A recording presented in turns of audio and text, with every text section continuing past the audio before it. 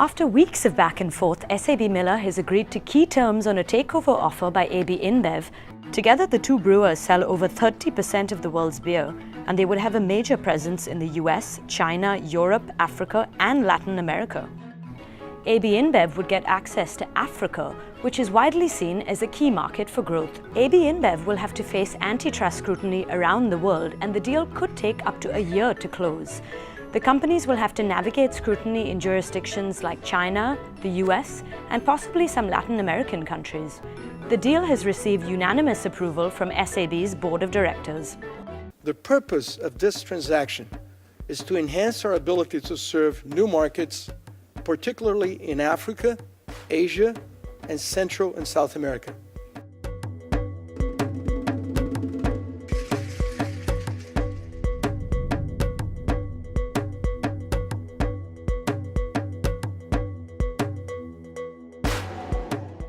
The AB InBev case, researched, designed, and developed by the CharterQuest Institute South Africa, is based on a real-world leading multinational business within the global beverage and brewery industry. As AB InBev approached May 1, 2016, 5 major interconnected issues had surfaced, from which the board had asked the teams to identify and define the main problems, prioritize and evaluate each, including any ethical dilemmas, and offer strategic advice. First issue: Africa direct entry via Nigeria.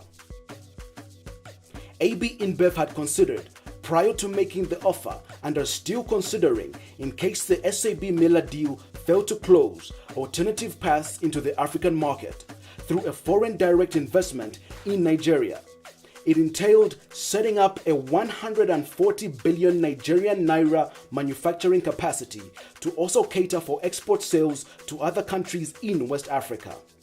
It has incurred some costs to investigate this opportunity of $1.5 million and has already made a range of payments of about $100 million towards the strategic marketing initiatives it planned to execute in Africa to stimulate the consumption of its products amongst the growing youthful African population. Examples include payments towards national soccer sponsorships, payments to erect billboards next to schools and universities, sponsorship of research into the harmful effects of alcohol, amongst others.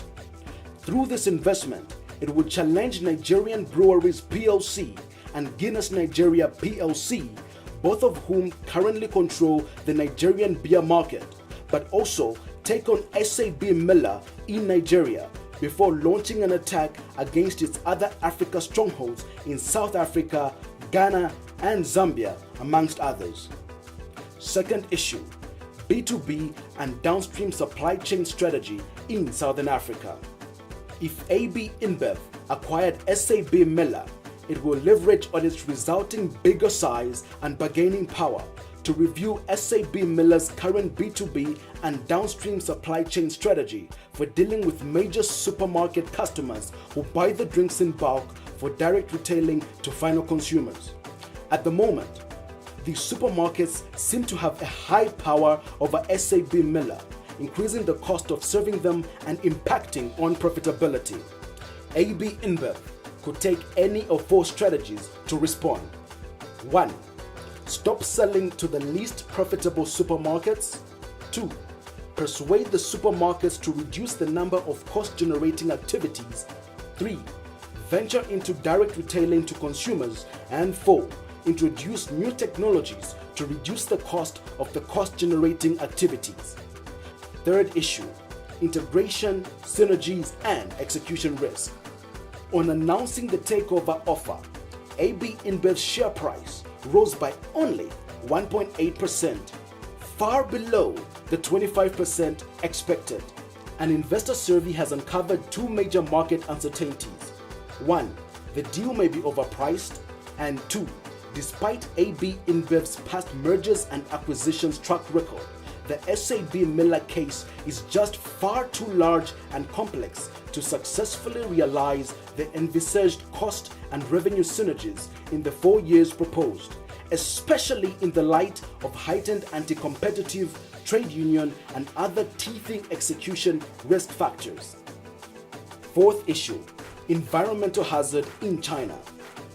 AB InBev's largest brewery facilities in the world, under construction in China, is due to commence production in 3 months, but it has encountered major setbacks.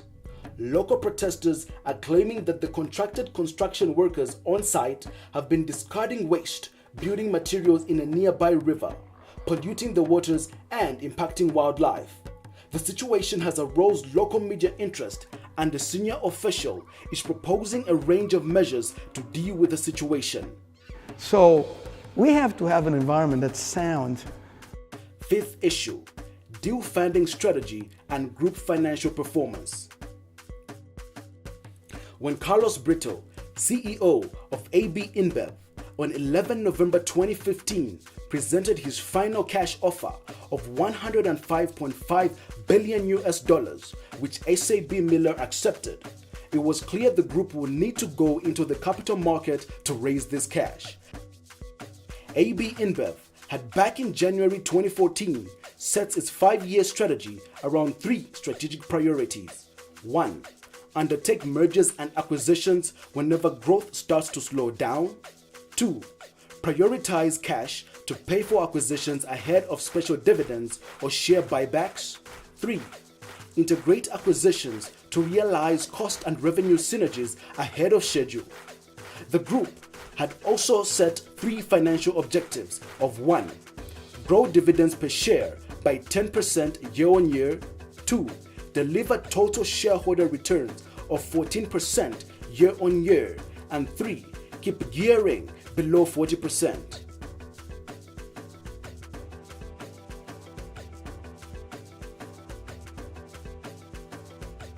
The CFO aspirants were required to apply strategic management, strategic financial management, B2B versus B2C marketing strategy, public relations, project management, supply chain management, cost and management accounting, financial accounting and reporting, human resources management, business ethics and corporate social responsibility, stakeholder and government relations, as well as regulations and business law.